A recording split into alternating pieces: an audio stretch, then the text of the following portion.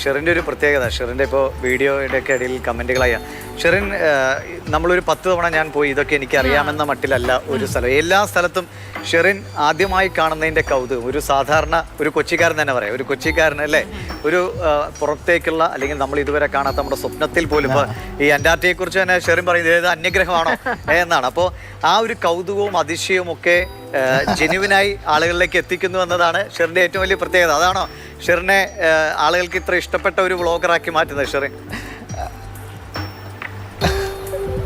അത് ആക്ച്വലി ഞാൻ എൻ്റെ ഒരു രീതിയിൽ സംസാരിച്ചു പറയുന്നുള്ളൂ അല്ലേ? ഞാൻ എൻ്റെ രീതിയിൽ പറയുന്നു, പക്ഷെ ആൾക്കാർക്ക് അത് ഇഷ്ടപ്പെടുന്നുണ്ടെന്ന് പറഞ്ഞാൽ ഭയങ്കര സന്തോഷമുണ്ട്. ആരെങ്കിലും ഇഷ്ടപ്പെടാന്നുള്ളതാണ്. ഈ അന്റാർട്ടിക്കയിൽ പോയ ദൃശ്യങ്ങളൊക്കെ നമ്മളിങ്ങനെ പ്രേക്ഷകരെ കാണിക്കുന്നുണ്ട് ഒരു ഭാഗത്ത്. നമ്മളത് പ്രത്യേകം വീഡിയോ പ്ലേ ചെയ്യാത്തതെന്ന് വെച്ചാൽ നമ്മൾ എൻ്റെ ഒരു കോപ്പിറൈറ്റ് വിഷയം കാരണം നമ്മൾ വേറെ മ്യൂസിക്കാണ് കൊടുത്തിരുന്നത്. അപ്പോൾ ഷെറിന് അത് വിഷമമാകട്ടെ, അതുകൊണ്ടാണ് ഞങ്ങൾ സൈഡിൽ വീഡിയോ കാണിക്കുന്നത്. പിന്നെ പ്രേക്ഷകർ പ്രധാനമായിട്ട് ഷെറിൻ ഇപ്പോൾ ആളുകളൊക്കെ പറയുന്നത്, ബ്രോ ഇതൊന്ന് വന്നു കഴിഞ്ഞാൽ ഇത് എത്ര രൂപ ചെലവായി, ഈ അന്റാർട്ടിക്കയിലേക്കൊക്കെ പോകാൻ എത്ര രൂപ ചെലവായി എന്നൊക്കെ ഒന്ന് പറയണമെന്നാണ്. അപ്പോൾ ആ കണക്കുകൾ ആളുകൾക്ക് അറിയാൻ താല്പര്യമുണ്ടാവും, അതൊന്നും പറഞ്ഞാൽ കൊള്ളാം. അത് പറയാം. അപ്പോൾ നമുക്കിപ്പോൾ അന്റാർട്ടിക്ക പോകാനായിട്ട് ഞാൻ പ്ലാൻ ചെയ്യുന്നത് ഏതാണ്ട് 2021. അപ്പോൾ പണ്ട് മുതലേ നമുക്കൊരു ആഗ്രഹമുണ്ട് ഈ ഒരു സ്ഥലം കാണണം എന്നൊക്കെ ഉള്ളത്. കാരണം ഇതൊരു ഒരു ഭൂഖണ്ഡമാണല്ലോ, ഇത്രയും പ്രത്യേകതയുള്ള സ്ഥലം. പെങ്കിൻസിനെ കാണാം, അങ്ങനെ കുറേ കാര്യങ്ങളുണ്ട്. പക്ഷേ ഇതിന് ഭയങ്കര ഭാരിച്ച ചിലവാണ്. ഒരു സാധാരണക്കാരൻ എന്ന നിലയിൽ എനിക്ക് അത് പോകാൻ പറ്റുമോ എന്നൊക്കെയുള്ളൊരു ഡൗട്ടൊക്കെ ഉണ്ടായിരുന്നു. പക്ഷെ 2021 തൊട്ട് ഞാനിത് പ്ലാൻ ചെയ്തത് എങ്ങനെ പോകാം, ഇതിന് എത്ര രൂപ ബഡ്ജറ്റ് വരും, അങ്ങനെ ഏതാണ്ട് 3 വർഷം ഞാൻ പൈസ കൂട്ടി വെച്ചിട്ടാണ് ഈ ഒരു യാത്രക്ക് വേണ്ടി പോയത്. നമുക്കൊരു 6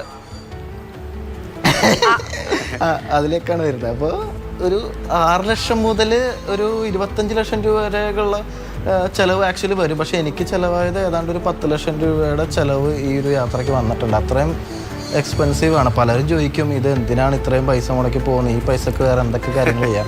പക്ഷേ ഈ അന്റാർട്ടിക്ക കാണാൻ പറ്റത്തില്ലല്ലോ.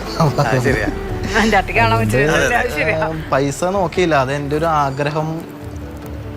ഞാൻ അതിനു വേണ്ടി മാത്രം ഒരു ഫണ്ട് ബാങ്കിൽ തുടങ്ങി ആ പൈസ മാസം അതിനകത്തേക്ക് പൈസ ഓരോന്നിട്ട് കൂട്ടി വെച്ച് അങ്ങനെ പോയൊരു യാത്രയാണ്. അപ്പോൾ അതിനൊരു സ്പെഷ്യലാണ്. കാരണം എനിക്കൊരു ലൈഫ് ടൈം ഒരു യാത്ര പോകാൻ ആഗ്രഹിക്കുമ്പോൾ ലീവ് പ്രശ്നമാണ്, പൈസ പ്രശ്നമാണ്, അങ്ങനെ എല്ലാ കാര്യങ്ങളും കുറേ കാര്യങ്ങൾ തുടക്കത്തിലെ ഈ തേരാപ്പാര നടക്കാതെ അല്ലേ അങ്ങനെ പറയുന്ന ആളുകളുണ്ട്. അവരെ കൂടെ മറികടന്ന് വേണം ഈ യാത്രയൊക്കെ പോകാൻ.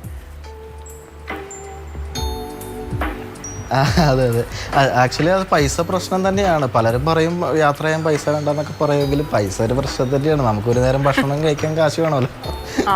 അപ്പോൾ പക്ഷെ ഞാൻ വിചാരിക്കുന്ന വെച്ചാൽ നമുക്ക് തീവ്രമായിട്ട് ആഗ്രഹിച്ചിട്ടൊരു കാര്യം വേണം എന്ന് പറഞ്ഞിട്ട് അതിൻ്റെ ഒരു വാശിയിൽ നിന്ന് കഴിഞ്ഞാൽ ഈ കാര്യം നടത്തിയെടുക്കാൻ പറ്റും. ഇപ്പോൾ എൻ്റെ വീടെന്നൊക്കെ പറഞ്ഞാൽ സാധാരണ ഒരു വീടാണ്, ഒരു സാധാരണക്കാരനാണ്. അപ്പോൾ എനിക്ക് ഈ ഒരു യാത്ര ചെയ്യാൻ പറ്റുമെങ്കിൽ, അല്ലെങ്കിൽ ഇത്ര എക്സ്പെൻസീവ് ആയിട്ടുള്ള യാത്ര ചെയ്യാൻ പറ്റുമെങ്കിൽ ഏതൊരാൾക്കും ചെയ്യാൻ പറ്റും. പക്ഷെ നമ്മൾ അതിന് വേണ്ടിയിട്ട് ഇറങ്ങി തിരിക്കണം.